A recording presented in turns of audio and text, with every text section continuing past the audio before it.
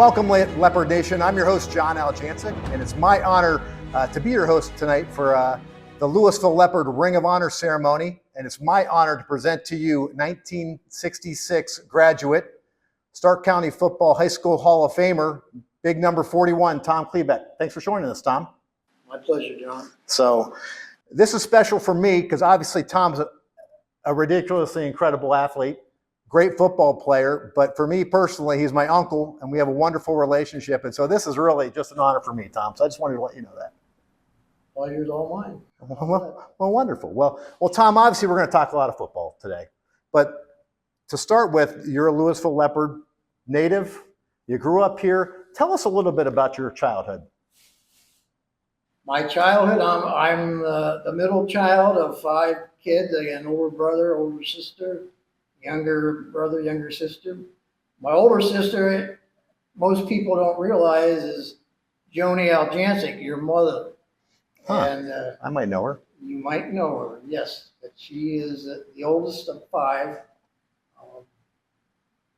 Growing up, we played sports. My dad was a great athlete, played for Notre Dame, captain of the baseball team 2 years in a row. My mom was a Metzger's Hardware, so that they met up in college up at Notre Dame. So Now, growing up, obviously, you're talking in the 50s, early 60s. You graduated in the mid 60s, some great teams. So, growing up with the likes of a Steyer family, a Galaggio family, a Kuhn family, I'm sure there's some pretty interesting stories when it comes to growing up with those, running around with that crew. well, yeah, they were a year older. Bob and Mark were a year older, and they spent a lot of time at our house down the basement playing pool and doing all kind of crazy things.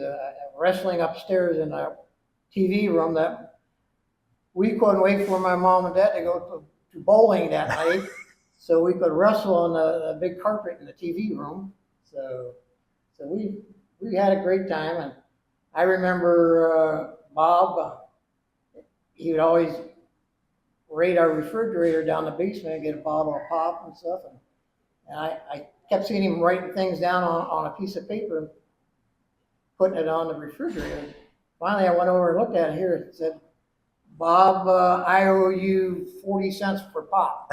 so that was Bob. So yeah, we had a good childhood, good growing up. Well, you might want to find those IOUs and cash those in, because now they might be worth about a couple grand, I'm guessing. So, but that being said, so you guys were also you were a part of, as a 5th grader, the inaugural Little Leopard. You helped establish the Little Leopard program as a 5th grader. 5th grader, first year of Little Leopards, and I was a little runt back then. So, and I remember the first year of Little Leopards was flag football. And there was no such thing as flag football. It was tackle, tackle, tackle, and then when the guy was on the ground, then you pulled his flag. So Guess it was a lot easier, right? It went from flag football to full tackle the next year. And back then there was only four teams in Louisville. There, 4 sections of town. I was part of the Lions, and there was the Colts, the Bears, and I think what the other one is. The Browns? Browns, and the Browns, yes. Yeah. Yep. Wow. So that was the beginning. So, and actually, that was, I think, the whole thing as far as the feeder system. They got the varsity program going. It showed many or had many benefits that paid off in the long run. Now, also growing up, who are some of the guys maybe in high school when you were younger, whether it was grade school, middle school, and maybe you looked up to as a young guy, wanting to be a Leopard football player? I remember distinctly Larry Isgrove, Bob Bardash, Al Miner, and guys like that were just fantastic football players. But it was just a program starting to build. It wasn't where it developed into the 60s. Because there were struggles through the 50s. Right. So much so kind of take us through this, because although you're a Ring of Honor recipient here, you're a Leopard through and through, you started your high school career at Central Catholic. Well, here was the thing.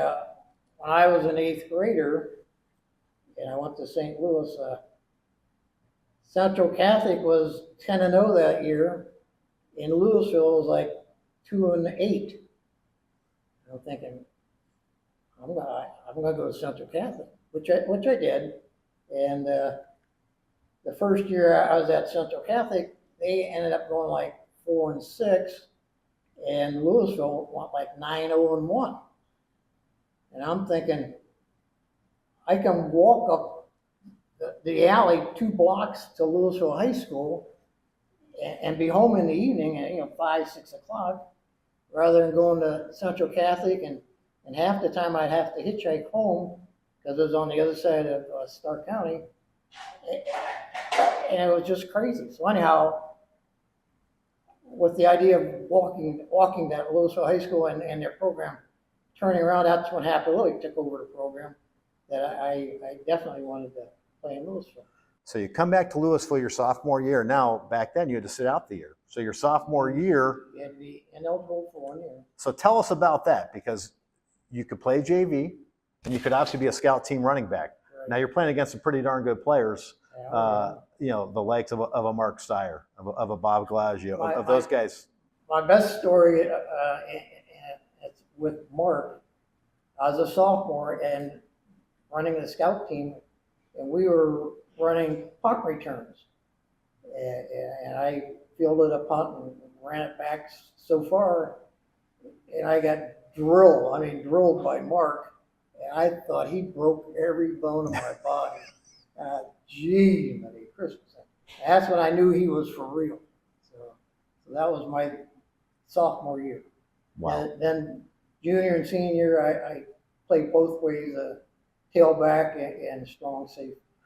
And so kind of take us through those years, because, you were kind of a late bloomer. Your freshman year, you were 5 foot, 95 pounds. Obviously that goes to a senior year where you're 5'10", 195 pounds. Yes.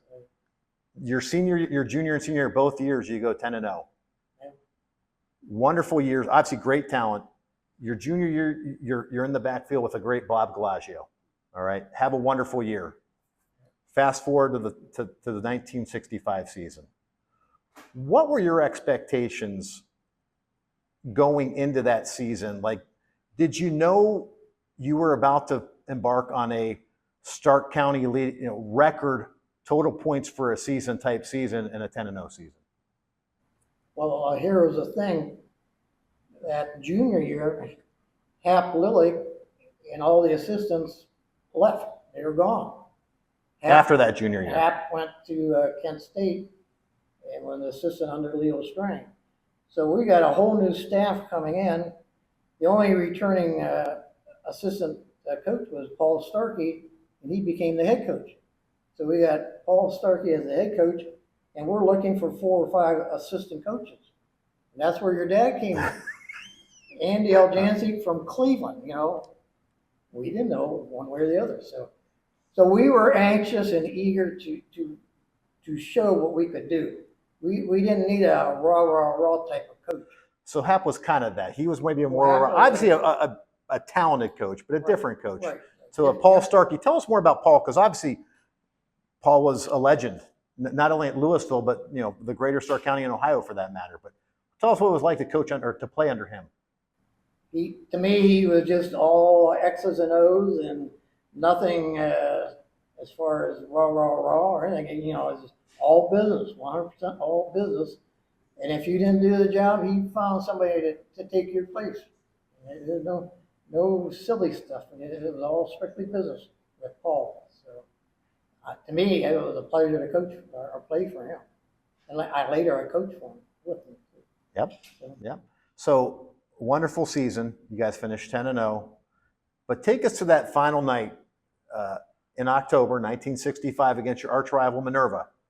Having a wonderful season, and then lightning strikes that last week 10. Talk to us about that. Well, the thing is, we always had a struggle. The big game with Minerva was either 0-0 or low scoring, down to the wire type thing. And for whatever happened, I don't realize it. or didn't realize it, we're all of a sudden we're like 2, 3, 4 touchdowns ahead of them. And I don't know what happened, but it was like, I don't know what they did or what they didn't do, but we were just clicking and everything just clicked, and all of a sudden it's like 60-0. 62-0 to be exact. Okay. And there was a rumor you were building a second home in the end zone. 8 touchdowns later and 50 points later, for that matter. Well, here's a thing too, though. That whole year, there was 5 games that I never carried the ball the second half, not one time. So I mean, we were beating teams that bad that my brother Mike was carrying the ball, but going against Minerva, and when he put me in the second half to play, I thought, wow, this is going to be fun. So that's kind of what happened. I was fresh as could be, So You were ready to roll. I was ready. So.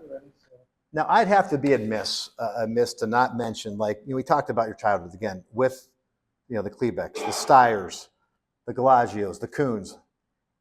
And we're talking about some not only tremendous high school football players, but some tremendous high Division I college players. Did you guys know then, growing up, that you were, and not to sound in a conceited but more of a confidence way, did you guys know you were that good back then in terms of not being, Stark County good, but we're talking nationally talented?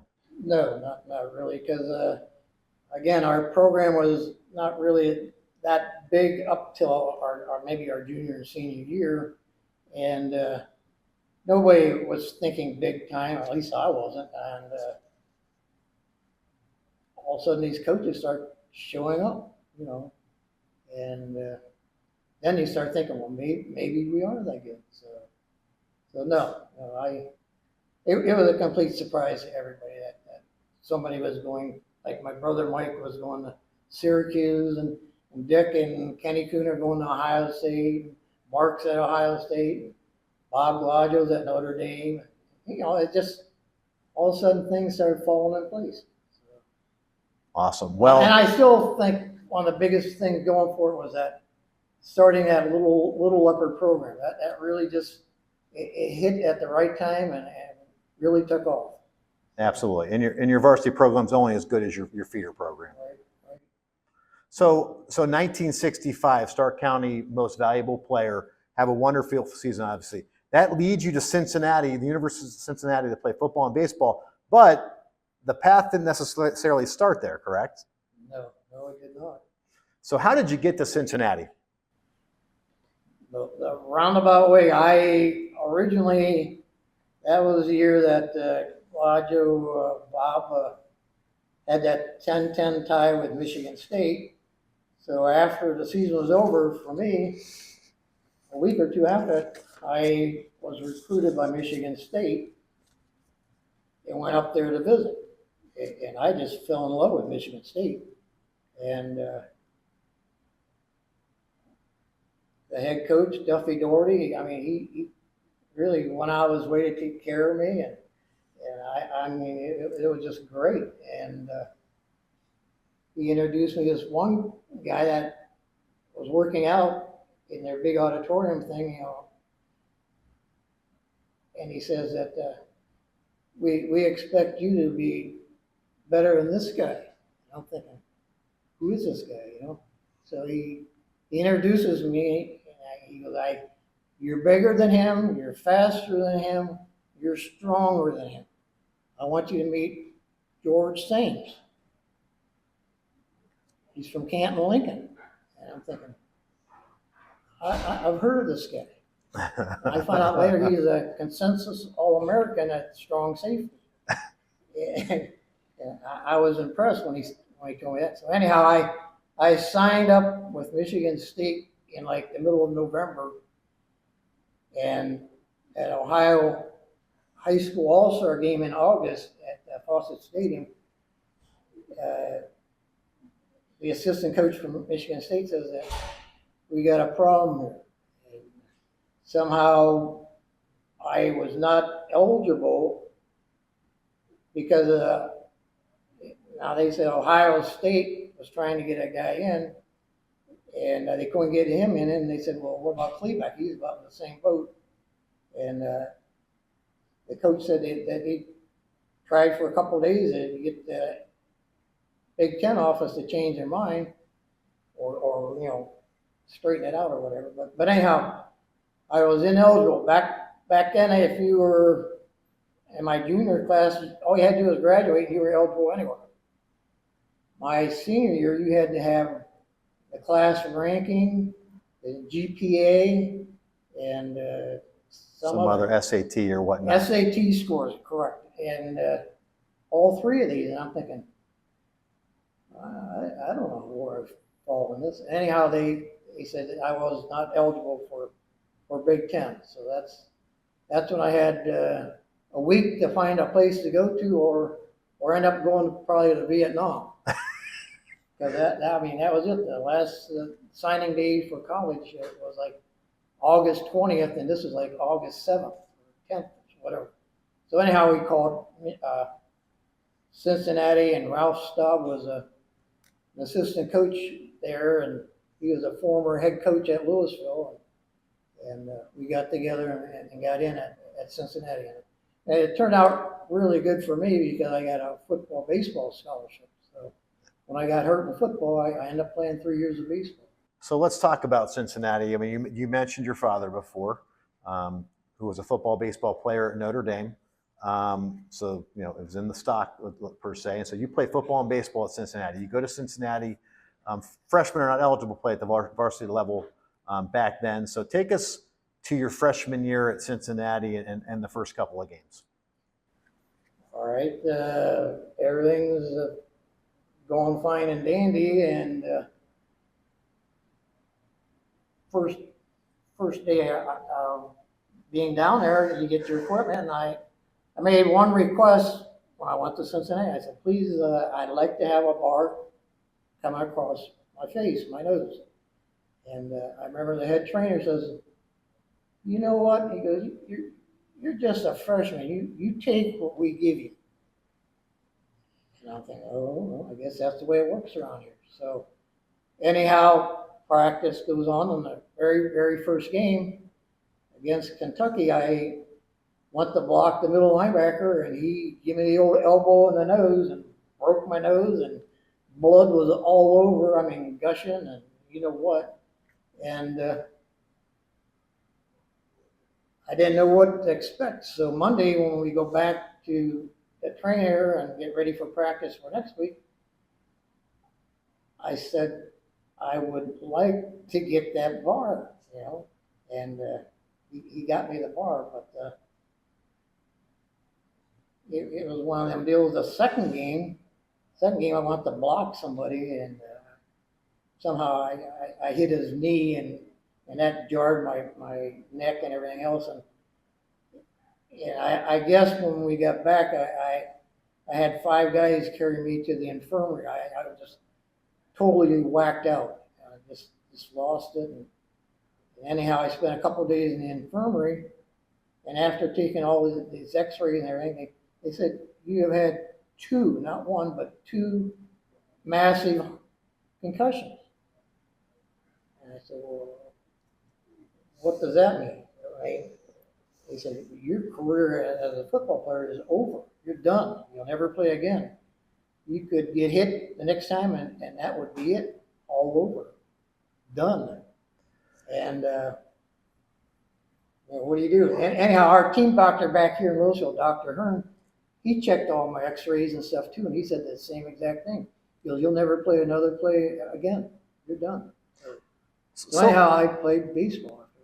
So how does that, before we get to your baseball career, which was a phenomenal career for the Bearcats, how does an 18, 19-year-old kid deal with that news about your football career's over? It was more of a shocker than anything, because I'd never been hurt in football up to that point. You had hurt a lot of people in football up to that point. Well, 2 weeks in a row, and I got 2 massive concussions. And I'll say this, I had a massive headache, massive headache, from the time I woke up in the morning To the time I went to sleep at night, all day, all night, for a solid year, a whole year. Wow. And finally, after about a full year was up, all of a sudden my headaches, massive headaches, went away. But I was miserable. Wow. So the good things, I think things happen for a reason. And now you're a baseball player at Cincinnati. You know, fresh off of a high school career where you're a team captain in football, basketball, baseball, have a great baseball career at Louisville as a shortstop. So you show up day one for the Bearcats on the baseball team. Yeah. How'd that go with the head coach? I went over to the head coach and I asked him, I said, you know, where should I go? And he said, well, what position you play? I said, well, I'm a catcher. I've always been a catcher. Without anything, he says, well, I got 5 catchers now. I don't need another catcher. Can you play anywhere else? I said, well, I can play any position you want me to play. And he said, well, I need a right fielder. So I was a right fielder for 3 years. Wow. And including a 1970, your senior year, a campaign that went pretty darn well, including being a team MVP and the first team All Missouri Valley player. Like, as a player, were you much like you were on a baseball field in terms of more of a power guy, or were you more of a speed guy? Well, going back to my dad, he was always an excellent baseball player. He taught us from the time we played mighty bites or whatever to be hitting line drives, be a line drive hitter. So be more or less a hit for an average, not for home runs. So he said the home runs will come if you know, eventually, but I was a line drive hitter. So in a career that also spanned throughout your your college and into your early life, where you were also a Class A player for Dr. Pepper, that led to a Stark County Amateur Baseball Hall of Fame induction as well. So pretty darn high accolades is there as well. So take us to after your baseball career at Cincinnati. So then you begin a career in education. Where did that start and where did it end? I started my first 3 years I taught at Perry High School, and under Tom Winkart was the head football coach, and I got a football job, and I was the head baseball coach at Perry for 3 years. And the one year we won the Federal League, and sad to say that we beat Louisville for the league championship, the best 2 out of 3. So and even back then when I was coaching at Perry, I knew the guys from Louisville. I knew the Chris Up boys and John Dorshek and some of these other guys that were on Louisville at that time. But yeah, that was kind of funny both ways, because you know most of the players on Louisville's team and you want to beat them, but still we end up, like I say, we end up beating them. I think both games were 1-0. So. Wow. Good starting pitching makes a coach look really good. That's right. So then you went from Perry after 3 years to Louisville for your last 27.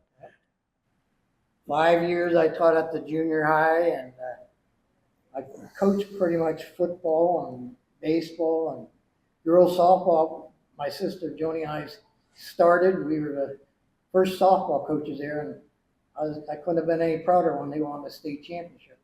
But and Andrea was our first baseman. That's your sister. My sister, yeah. So, yeah, and golf. I even coach golf. So. And on a personal note, you were an assistant football coach when I played, as well as the head baseball coach. So, yeah. Any games you remember at Louisville or anything else that you remember that maybe you think fondly of, or just anything like that? The thing that sticks out in my mind when coaching baseball was we could never beat Canton South. And I just, for the life of me, tried everything I could possibly do. And we might have beat them once or twice out of maybe 6 games, over a 3-year period or something. But they were always there. When I was coaching at Perry, we beat Canton South every year, 2 games, never had any trouble at all with South. I coach at Louisville and we can't beat them. I don't know. You're part of that. I was a big part of that, and trust me, I still run into some of those guys here and there, and that smile on their faces just seems to be a little bit wider for some reason. Yeah. So, and I see where their coach passed away. Yeah, it was unfortunate to see that. So now, a life of servanthood. I mean, 30 years as a teacher, as a coach, giving back to the youth. Was that ingrained in you at an early age, or is that something that, did you know you always wanted to teach, or how did that work for you? I always wanted to coach, and I always felt, well, what if I get into coaching and teaching, and I don't really like teaching? What am I going to do? I didn't really want to be a phys ed teacher or anything like that. And I thought I would definitely want to be a business teacher. So if I didn't like the teaching, I could always get into business, which worked out great, for me. So teaching was a challenge. It was a challenge, but I enjoyed teaching my different business subjects, the accountings and typings and all that kind of stuff. Sure. Now, kind of pivoting from professional to personal, like proud father, proud husband. Tell us about your wife of many, many years and some wonderful children of yours. Well, I remember my wife, believe it or not, when she transferred from St. Paul's in Canton to St. Louis in Louisville in the 4th grade. I knew her that far back. Wow. And love her dearly. She's something else. She's a little sergeant. Ask my kids. And she was a nurse at Altman for 43 years. So, and had quite a career there. She worked in surgery and all that. But no, I would say we're still just as crazy in love with each other as we did back then. Well, behind every great man is a better woman. And Ann is a wonderful one. Her and her curly hair. Absolutely. People will know her just by her hair. So. Absolutely. And then 3 wonderful little bundles of joy that now have their own families as well. But tell us about your children. 2 of them live in Pennsylvania now. The oldest is Mel with 4 kids, twins, and then two girls after that. But they live over by Greencastle, and my son, the youngest, lives by Beaver Falls. And here's the thing too. In the middle one, Mickey lives at home with us with her son. All 3 of my children are nurses. Wow. I couldn't get any of them to be a teacher, but they all 3 wanted to be nurses like their mother. So that's what we got. Huh. And they we have 7 grandkids. So. Good for you. That's awesome. Well, we've talked about a lifetime here. We've talked about one from the beginning, going through a legendary high school career that took you to Cincinnati to play football and baseball, that brought you back here to a career for, in teaching. And you've played a lot against great players. You've played with a lot of great players. I'd be amiss to ask, and kind of to end this interview, what does it mean to you back when you put on the blue and white? What did that stand out to you? Well, to be honest with you, I'm a diehard Leopard pride, team sports, people that your buddies you grow up with, and you go through hell and high water, and I mean. It's a close-knit family in the city of Louisville and the school itself, and I couldn't be more proud than I am right now. Even to this day, I'm very proud. My nephews are outstanding athletes, and it just, to me, it's all about Louisville, the Leopards and Leopard pride.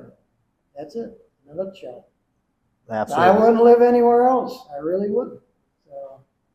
I thought maybe coming back to Louisville was a mistake, but no. We live out in Fairhope, which is just right outside of Louisville, and can't beat it. Can't beat it at all. Absolutely. Well, Tom Chlebeck, Uncle Tom.